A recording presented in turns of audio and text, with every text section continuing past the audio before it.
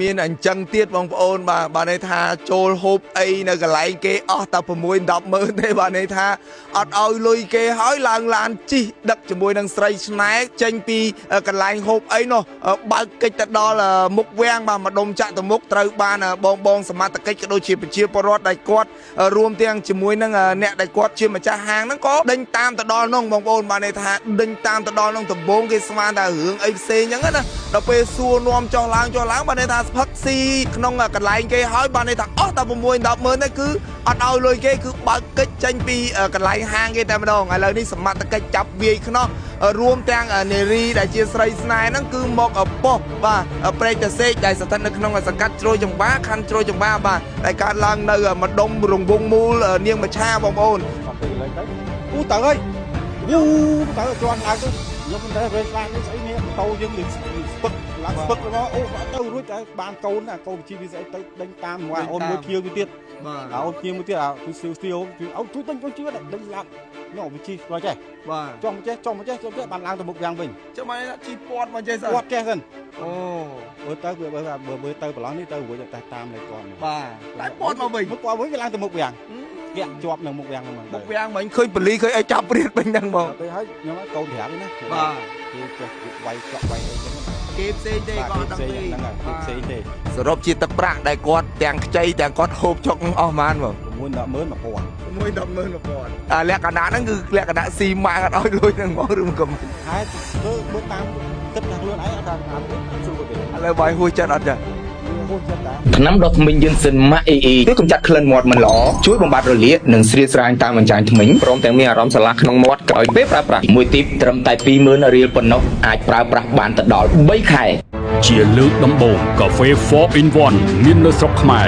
ផលិតដោយក្រុមហ៊ុនកាហ្វេធម្មជាតិស៊ីនវ៉ៃយូ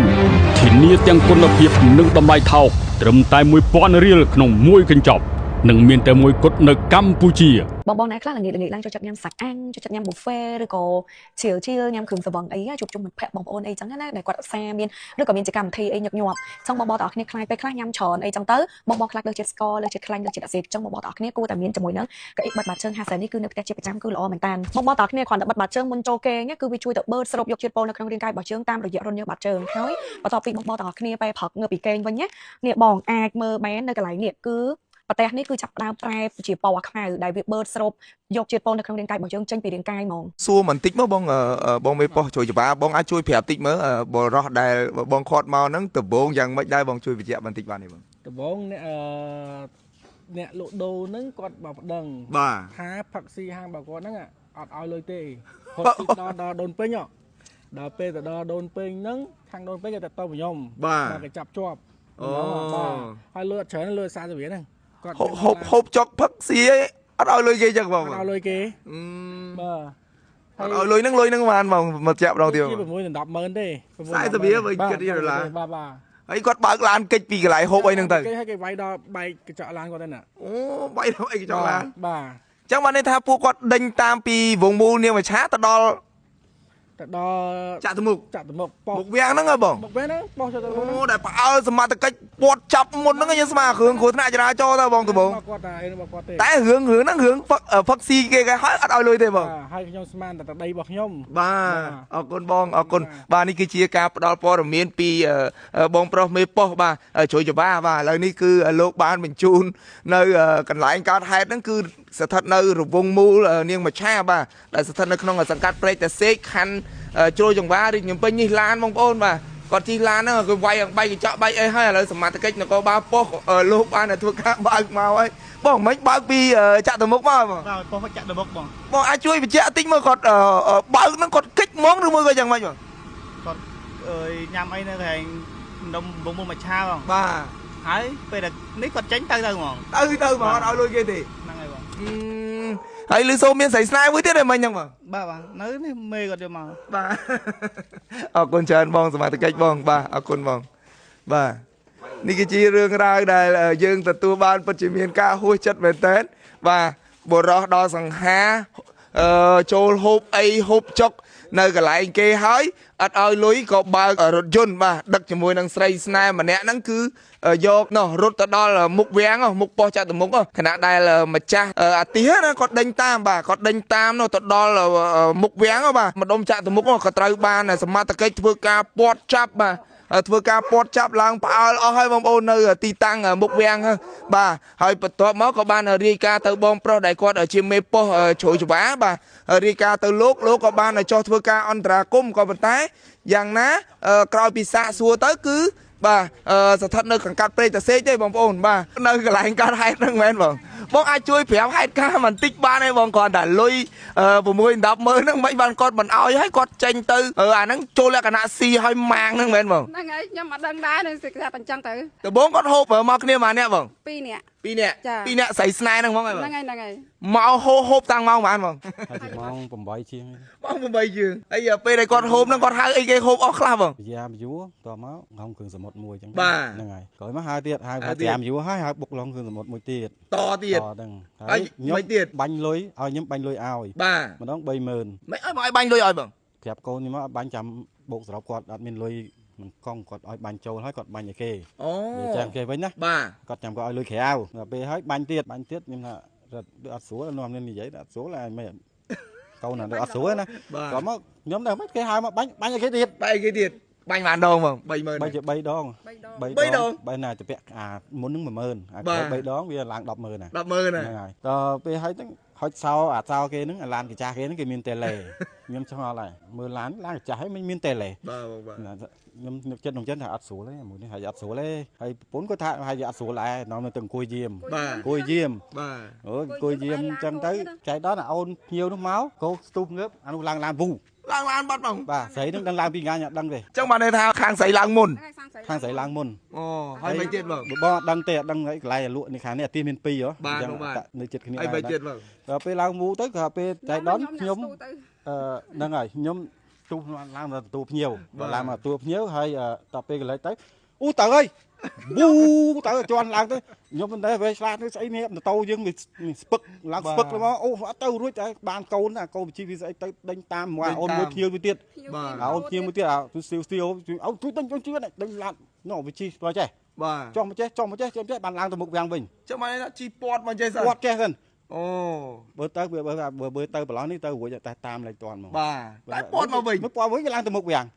គេជាប់នឹងមុខវាំងហ្នឹងហ្មងមុខវាំងមិញឃើញបលីឃើញឲ្យចាប់ព្រាតវិញហ្នឹងបងពេលហើយខ្ញុំឲ្យកូនប្រាប់ឯណាបាទគេចោះពុតវាយចក់វាយអីចឹងណាគេផ្សេងទេក៏អត់ដឹងទេហ្នឹងហើយគេផ្សេងទេបាទពួកអ្នកហ្នឹងគេជួយគេថាហ្នឹងហើយចឹងបានតែមកថានៅបោះអីទៅបានខ្ញុំជិះទៅតាមចឹងទៅសរុបជាទឹកប្រាក់ដែលគាត់ទាំងខ្ចីទាំងគាត់ហូបចុកនឹងអស់ប៉ុន្មានបង610,000 បាទគាត់លក្ខណៈហ្នឹងគឺលក្ខណៈស៊ីម៉ាងអត់ឲ្យលុយហ្នឹងហ្មងឬមិនក៏មិនប្រហែលចឹងមើលតាមគិតថាខ្លួនឯងអត់អាមួយអត់ស្រួលទេឥឡូវបាយហួសចិត្តអត់ចាវាហួសចិត្តដែរជាលើកដំបូងកាហ្វេ 4 in 1 មាននៅស្រុកខ្មែរផលិតដោយក្រុមហ៊ុនកាហ្វេធម្មជាតិ Sinvayu ធានាទាំងគុណភាពនិងតម្លៃថោកត្រឹមតែ 1000 រៀលក្នុងមួយកញ្ចប់និងមានតែមួយគត់នៅកម្ពុជាមួយកូនខ្ញុំតាមខ្ញុំភ័យរឿងកូនលុយហ្នឹងខ្ញុំអត់ភ័យទេខ្ញុំភ័យរឿងកូនដល់ពេលកូនតាមភពអូយកូនដល់ពេលហើយកូនអញមិនខ្ញុំថាខ្លាចខ្ញុំខ្លាចគិតមួយយើងគិតមួយចាជួយពីរជួយកូនអញតាមចាជួយមួយទៅម្នាក់ឯងទៀតហើយបានអូនមួយភៀវហ្នឹងជីបន្ទោមួយពីរនាក់ដេញតាមអសង026ហ្នឹងដេញតាមហ្មងបានគៀវាឡាលឺថាគៀចេះកូនវាដៃរឹងអូនមួយភៀវហ្នឹងក៏វាដៃរឹងដែរពីរាប់ប៊ីដួលខ្ញុំបងអើយប៊ីដួលក៏ដៃរឹងបានទៅដល់មុខវាំងទៅកាក់ជាប់នឹងទៅកាក់ជាប់ពងវាយហើយពេលភ្ញៀវអូនដើរលេងគេជួយអន្តរាគមហើយបានបលីមកអញ្ចឹងទៅណាបាទបងបាទអញ្ចឹងលុយតែ6-10ម៉ឺនទេ1000ទេ6-10ម៉ឺន1000បាទមិនគួរទៅធ្វើអញ្ចឹងឥឡូវមានអីនិយាយផ្ដាំគាត់ទេឲ្យគាត់ឥឡូវសមត្ថកិច្ចចាប់វាយខ្នោះហើយណាបងមានអីផ្ដាំនេះខ្ញុំគិតថាលុយប៉ុណ្ណឹងវាអត់ច្រើនលុយប៉ុណ្ណឹងវាមិនច្រើនទេគាត់ថាយើងអ្នករកស៊ីវាគិតថាច្រើនអ្នកផ្សេងគេមិនគិតថាច្រើនហ្មងទេប៉ុន្តែខ្ញុំអ្នករកស៊ីពេលយប់ខ្ញុំត្រូវការលុយហ្នឹងដើម្បីកូនដើម្បីថ្លៃផ្ទះជួលថ្លៃអីគ្រប់បែបយ៉ាងទាំងអស់អញ្ចឹងគាត់ទៅមកធ្វើអញ្ចឹងហើយហ៊ានជប់យកឆ្នាំទេបានតែពេលហ្នឹងហើយបាទដល់ពេលគាត់មកធ្វើអញ្ចឹងហួសចិត្តហើយបង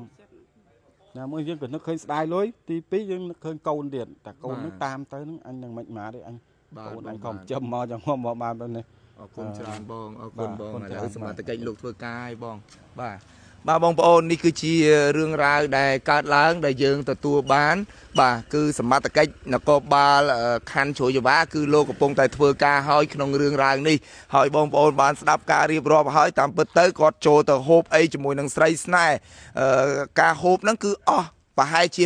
61000 ទេតែគាត់ខ្ចីលុយឲ្យបាញ់ទៅកងគាត់2 ទៅ 3 ដងហើយបងប្រុសដែលគាត់ជាអ្នកលក់ហ្នឹងគាត់បាញ់ឲ្យទៀតបាទដើម្បី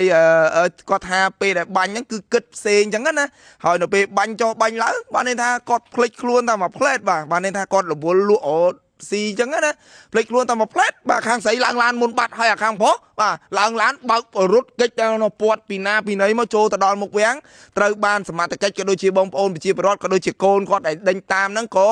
ធ្វើការកាក់បានបាទកាក់បានហ្នឹងក៏មានការវាយកញ្ចក់ឡានវាយអាហ្នឹងបងប្អូនដែលជាកូនគាត់ឬគាត់អត់ដឹងទេបាទដោយសារតែគាត់បើកកិច្ចអញ្ចឹងណាបាទនេះគឺជារឿងរ៉ាវដែលករណីដែលมันមានយើងអត់ដែរខ្ញុំពិតជាហួសចិត្តបងប្អូនហើយសុំទោសបងខ្ញុំសោចនេះមិនមែនជាសោចអីទេខ្ញុំហួសចិត្តដោយសារតែលុយ 6-10 ម៉ឺនទេបាទគាត់បែរជាធ្វើអញ្ចឹងណាបាទហើយមកធ្វើបាបពួកគាត់អ្នករកស៊ីលក់ដូរបាទនៅហាងនៅកន្លែងតូចតិចតួចបាទគាត់រកស៊ីចិញ្ចឹមប្រពន្ធកូនគាត់មកធ្វើអញ្ចឹងដាក់គាត់វាពិតជាមិនស័ក្តិសមតតែសោះហើយមានឡានជិះទៀតអាមិនលេងសោចហើយសំខាន់មានស្រីស្នេហ៍ទៀតបងប្អូនបាទនេះគឺជាករណីដែលកើតឡើងគឺស្ថិតនៅម្ដុំរង្វង់មូលនាងមច្ឆាដែលស្ថិតនៅក្នុងសង្កាត់ព្រែកតាសេកខណ្ឌជ្រោយចង្វារាជភ្នំពេញបាទថ្ងៃនេះថ្ងៃបុណ្យចូលឆ្នាំខ្មែរថ្ងៃទី1ដើមរឿងគឺរឿងអញ្ចឹងបងប្អូនគឺអាស៊ីម៉ាងអត់ឲ្យលុយនឹងតែម្ដងបាទអាស៊ីម៉ាងអត់ឲ្យលុយឯងបើកឡានកិច្ចទៀតក៏ម៉ែលបងអើយសំខាន់មានស្រីស្នេហ៍ដឹកនៅជាមួយទៀតបាទនេះគឺជារឿងរ៉ាវដែលយើងទទួលបានបាទសម្រាប់ព័ត៌មានបន្ថែមយើងនឹងធ្វើការអាប់ដេតឥឡូវសមត្ថកិច្ចចាប់វាយខ្នោះក៏ដូចជាកំពុងតែទទួលពាក្យបណ្ដឹងពីម្ចាស់ដែលគាត់ជាអ្នកលក់ដូរបាទដែលត្រូវបានបរិសម្នាក់ស៊ីហើយមិនឲ្យលុយបាទនេះគឺជារឿងរ៉ាវដែលកើតឡើងអរគុណបាទខ្ញុំបាទសវណ្ណរតគិនក៏ដូចជាក្រុមការងារវិទ្យុញូយើងសូមបញ្ចប់ព័ត៌មានតែត្រឹមនេះសូមអរគុណសូមគោរពលាបាទថ្នាំដុសធ្មេញយឺនសិនម៉ាក់អ៊ីជួយកម្ចាត់ក្លិនមាត់មិនល្អជួយបំបត្តិរលាកនិងស្រាលស្រាញតាមអញ្ចាញធ្មេញព្រមទាំងមានអារម្មណ៍ស្រឡះក្នុងមាត់ក្រោយពេលប្រើប្រាស់មួយទីបត្រឹមតែ 20000 រៀលប៉ុណ្ណោះអាចប្រើប្រាស់បានទៅដល់3ខែបងអ្នកខ្លះល្ងាចឡើងចូលចិត្តញ៉ាំសាច់អាំងចូលចិត្តញ៉ាំ buffet ឬក៏ឈៀលញ៉ាំគ្រឿងសង្វឹងអីជួបជុំមិត្តភក្តិបងប្អូនអីចឹងណាដែលគាត់ឧស្សាហ៍មានឬក៏មានជាកម្មវិធីអីញឹកញាប់ចឹងបងទាំងអស់គ្នាខ្លាយពេលខ្លះញ៉ាំច្រើនអីចឹងទៅបងខ្លះលើចិត្តស្ករលើចិត្តខ្លាញ់លើចិត្តអាស៊ីចឹងបងទាំងអស់គ្នាគួរតែមានជាមួយនឹងកៅអីបិទបាតជើង50នេះគឺនៅផ្ទះជាប្រចាំគឺល្អមែនតើបងទាំងអស់គ្នាគ្រាន់តែបិទបាតជើងមុនចូលគេងគឺវាជួយទៅបឺតស្រូបយកជាតិពុលនៅក្នុងរាងកាយរបស់យើងតាមរយៈរន្ធញើសបាតជើងហើយបន្ទាប់ពីបងទាំងអស់គ្នាពេលព្រឹកងើបពីគេងវិញនេះបងអាចមើលបែននៅកន្លែងនេះគឺប្រទេសនេះគឺចាប់ផ្ដើមប្រែជាពណ៌ខ្មៅដែលវាបឺតស្រូបយកជាតិពុលនៅក្នុងរាងកាយរបស់យើងចេញពីរាងកាយហ្មង